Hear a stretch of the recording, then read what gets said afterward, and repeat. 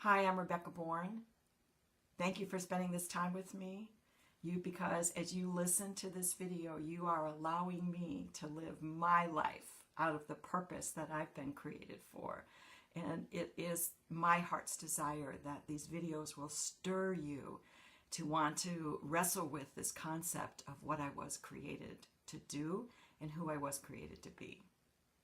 Have you ever been in one of those interviews, a job interview, and they say to you, where do you see yourself in 5 years? And you have to scramble to come up with something because, let's get real, life happens. What I thought I was be doing 5 years ago today doesn't even match. Or remember when you graduated from high school and you had to decide, I might go to college, what am I going to study? Or I've got to find a job, and what profession do I want to be in? Really, at age 18? The thing is that most of us start down a path of profession or job or doing based on external things, and seldom have we had the understanding or the skills to make that decision from the inside, from who we were created to be, from our place of purpose. What does the word purpose mean? Purpose means that it is the original intent. Purpose is something that something was created to do.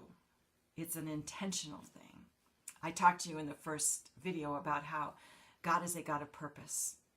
And I believe that you are created with everything that you need, with your skills, with your personality, with your little quirks, everything that makes you you.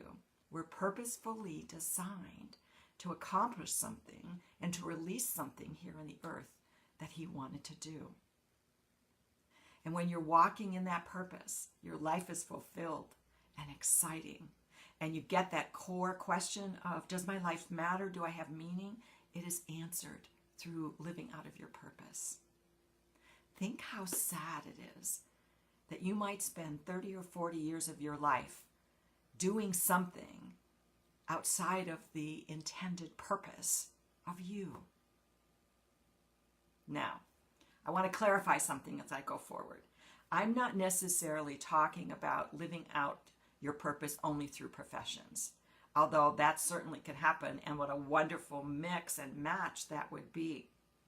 I'm talking about finding and connecting inside with who you are, who you were created to be, and doing from that place of being. There is a huge difference between being and doing. If you caught the first video, I referred to this vision I had that was symbolic of my parents standing at the edge of my bed and being so frustrated with my curiosity and the questions that I continued to ask. Well, I am a therapist by profession, and my ability to ask the right questions and to be curious about things makes me a really good therapist. Now, I treasure my education because it's given me frameworks from which to work. But when I'm operating, when I'm being who I was created to be in that moment, I can accomplish great things. Now, this always hasn't been easy for me, learning how to be rather than just do. Because I'm a very energetic person. I like to do things, and I was really raised and taught to do and be busy. So I would spend, like if I was out in the world and I would read a sign or I would see a picture, I would automatically be thinking inside, what can I do with this? Can I use it to illustrate a point? Can I use it in something I'm writing?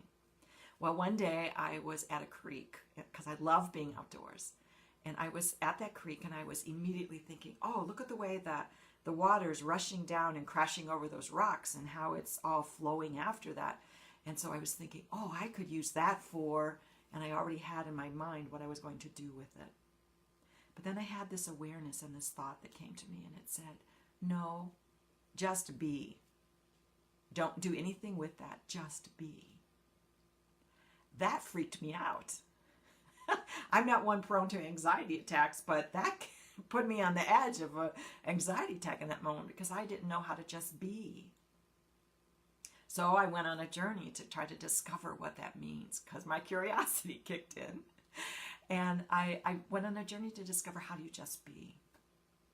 Because there is a big difference between being and doing. I'm not being a speaker. I'm not doing a speaker right now. I'm being a speaker from inside of me. I'm not doing a teacher. I'm being a teacher, using the aspects of how I was created and the aspects of my personality in order to share what I'm sharing with you. Now, you may have no idea about destiny or what you were created to do, because most of us believe the labels that are assigned to us, and many of us live out of the wounding, and we think that what happened to us is what we are or what we should do or how we be. But underneath all that is the authentic identity that you have, where your purpose can be found. Now, don't panic. I'm not telling you that you need to go quit your job and go out in search of your purpose, because I totally understand about having to pay bills and have a job that takes care of that need. But what I am suggesting to you is that within you, there might be a different pathway. There might be something else inside of you that you haven't tapped into yet. And it doesn't mean you have to switch your job. It just means that I want you to explore that and maybe find a way to build that into your life. And before you know it, you might find yourself on a whole new different path. Why is purpose so important? Oh, for several reasons. First of all, if the original intent of something or the purpose is not discovered or ignored, then abuse happens. Here's a simple, silly example. What if it would snowed? Hey, you have a wonderful, beautiful snow and you live by a hill and you want to go sledding, but you don't have a sled. So you look around the house and you find an old cardboard box, or you find a great big trash bag, and you go outside and you put it down and you sled down it. You may get down the hill the first time, and you may be able to try it a second time. But that cardboard box and that trash bag, which was not intended to be used as a sled, will just be destroyed. What about food?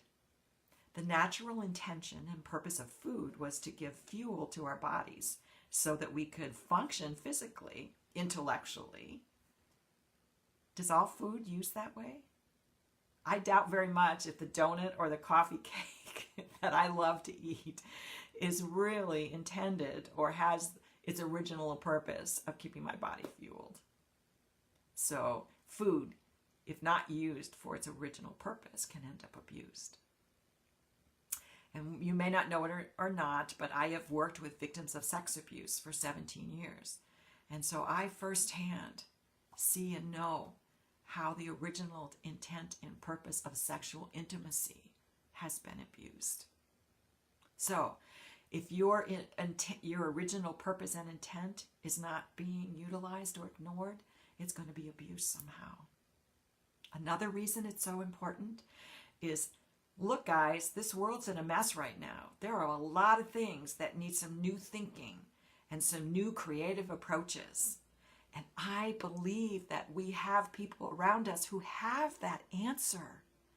They are designed to help answer the solution of their time. And if they're not connected to all that inside, we as a community are not going to receive what they're carrying and what they're bringing to us. And thirdly, if you're not living out of purpose, there's something missing. There's an unsettled feeling. There's that lack of fulfillment. There's that question that keeps bugging you about, does my life matter? So there's a huge cost if you don't know your purpose and you're not living out of it. You also know that I come from a place of faith. So I'm going to touch that for a minute. I'm sure all of you, whether you live in faith or not, have heard about Noah. Noah, who was instructed to build an ark because God said, I am going to rain down on this earth, but I want to save the animals. I want to save 2 of each species. So he instructs Noah to build this ark, and it takes quite a long time. There's some really funny movies out there about that that you can check and just have a chuckle about. But think about it. God was dependent upon Noah to complete his purpose before God could do what he intended to do. So what purpose you carry is something that God created inside of you and wants it released on earth so he can then do something. So your working in your purpose is in partnership with what God wants to do on the earth. So it's important. Let me give you, grab a piece of paper and pencil if you don't have one. Pause this if you need to. But I'm going to give you 5 or 6 questions that I want you to begin to ponder, to begin to explore what you know about your purpose. And if you don't, these questions might get you thinking along those paths. First one, what in your life doesn't fit? What in your life doesn't fit? Here's an example from mine. I recently went to a training because I thought that I wanted to learn how to do some lobbying with an organization. So I went through the training, and very quickly I sat there and I realized this does not fit with how I want to interact with people, because I know how my personality works, and I know that a much better fit for me is to work with people one-on-one, not from a lobbying organizational platform. So that didn't fit. I could measure it against what I knew about myself. I could make plans, I can make steps after I know my purpose. Okay, first question, what doesn't fit in your life? Second question, what gets you moving? What gets your juices and your energy running? For me, if I get to look at a project and break it down into steps and look at, okay, first I'll do that, then I'll do this, and put it into an organizational structure, that gets me moving. Some of you are probably yawning and thinking, really? But that's what gets me moving. What doesn't get me moving is sitting in a meeting that doesn't have much content or result or organization in it. Again, that comes from what I know about how I'm made and how I can function best. So the second question is, what gets you moving and your energy going? Third, what are you strongly drawn to? What are you strongly drawn to? What I've recently been drawn to, and this is kind of surprising for me, was learning how to dance. I hadn't really done that all my life. I found myself in a position where I was invited to try it, and so I did. And I discovered inside of me a joy and a freedom in dance. Another part of who I am was emerged because I went to what I was drawn to. Here's another thing I'll share with you. I am really drawn to pictures of doors. Can you see this? Can I get it so you can see it? It might be too much of a glare. This is my latest one. Interesting, is it, how I'm drawn to doors in light of this picture? Understanding that purpose opens doors and sends you into that bright, beautiful, green, lush place. So the things that you're drawn to will help open up inside of you what's there to help you get along that path, to help you plan. Purpose before plan. Next question. What did you enjoy doing at age 8? You're going to laugh because my kids think this is the funniest thing. But when I was 8 years old, I lived in Chicago. I lived next to a park. And I would get on my bike, I'd make this band and put it on my arm, and I'd take some bottles of water. Well, there were thermos of water back then. And I would ride around the park and be a bike patrol, seeing if anybody needed any help. Are you kidding me? At 8 years old, I was doing that, and look what I'm doing now. What you enjoyed at age 8 as a young child may be a really hint at what's inside of you waiting to emerge and be used even now as an adult. So what did you enjoy at age 8? Next one. What makes you forget to eat? I love to eat. We all love to eat. But sometimes when I get immersed in reading a new book or writing out some ideas or outlining something, I forget to eat because I get so engrossed in it. What in your life keeps you so engrossed and focused that you forget to eat? And the last one, this kind of seems strange. What unpleasant experiences can you tolerate?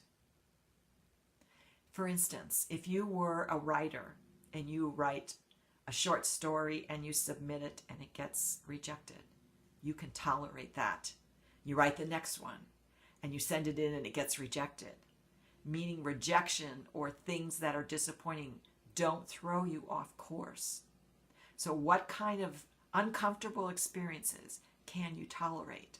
That means you've got some determination or some resilience or something inside of you that makes you be able to do that when someone else might not be able to. Okay? Write a little bit about those questions. Download the worksheet again. Take it a little bit deeper. Let me know what you discover and what you find out. Because what I want to do is I want to speak life over your purpose. I want to breathe life and air and like, here I am. I want it to come alive so that you can begin to see the hints about what you uniquely carry that the world needs to experience. Thanks. Let me know what you think. I'll see you in a couple days. My next thinking is about you are the assignment. And what does that mean? And how do you go about doing it? Be looking for it in your email box. Thanks. Talk to you soon.